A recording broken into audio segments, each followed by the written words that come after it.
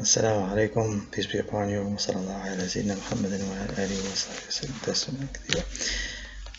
Alhamdulillah, today I'm going to speak about my personal experience visiting the shrine and mosque of the great Muslim scholar, the Sufi saint, Sidi Abul Hassan Shazuli radiallahu anhu, decades ago, meaning in the 1990s.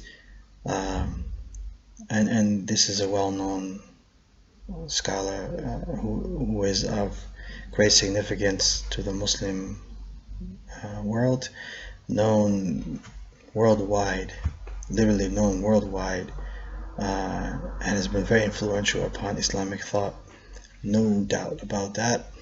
But I'm not going to speak about the Sheikh or his life or the Sufi way or anything of that nature. I'm going to speak about my experience visiting this place. Alhamdulillah, in the 1990s, on my first trip to Egypt, I was fortunate to visit this place. It was not actually part of our original plan to go there, but some discussion while in layovers in Europe, we confirmed that that's what we wanted to do. So upon arrival in Cairo, we immediately negotiated that, and it seemed as though we were driving forever. It might have been that drivers were lost. A lot of desert areas back in the 90s. This route was not the best road out there if you don't have a proper vehicle, but it was an adventure to say the least.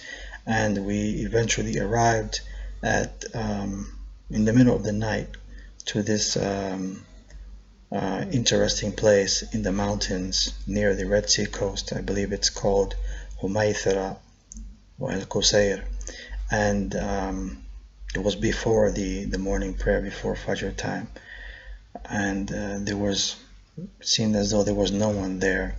It was just the stars, the moon, and us. We saw the well, the historic well, and we saw that everything was closed. But then at some point I began to hear the Quran, and it's like a man came out of the silhouette, and this man was the Imam who opened up the masjid and allowed us to make the morning prayers. And then he opened up an adjacent building which had 8 beds, and just coincidentally we were 8 travelers, so we were able to take rest. And after some time, of course he was generous, he gave us tea and cookies and so forth. After some time he opened up this tomb for the great saint Sidi Hassan al-Shazili. Now the modern structure is different, it's been renovated, but I'm speaking about in the 1990s and surrounded by mountains. And of course when the tomb opened, even before that, when the Fajr prayer was being made, people came. We didn't know where they came from because it's pitch dark, we couldn't see any homes or anything, but they are the residents of that area. MashaAllah, tabarakallah. I had a great feeling of peace in that place.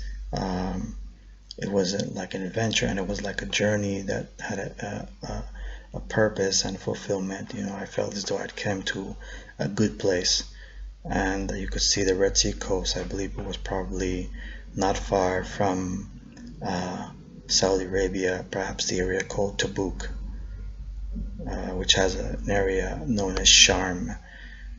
Just like Egypt has Sharm el-Sheikh, Saudi Arabia has Sharm. So it might have been near that Tabuk area, or somewhere in the northern Jordanian border area of Saudi Arabia. That's on the other side of this El Qusayr, I believe. So it's an area, maybe perhaps it's near Aswan, I believe, or closer to Aswan than Alexandria or something like that. I'm not very good about the geography of Egypt, but that's like a general picture of it. Mashallah, the people were kind, the people were friendly, they were happy to see visitors, and the energy was good. And again, this is a Muslim who was a true believer of the Quran and the Sunnah, and somebody who impacted the lives of many, who taught people virtues, and and and and we are still benefiting from his thought today. Alhamdulillah. I would recommend anybody who uh, is a lover of peace and peacefulness, and likes visiting, traveling to sacred places, places that have spiritual significance, and where you can see people who are serious about self-reflection and devotion, cultivation of the spirit, and and how it becomes a center of a community center, and a point where a society can come together and learn from one another and benefit each other. Then this is definitely uh, a place that you want to visit, the uh, mosque and tomb of the great Muslim scholar, the Sufi saint Sidi Abul Hassan al Shazuli. Assalamu alaikum.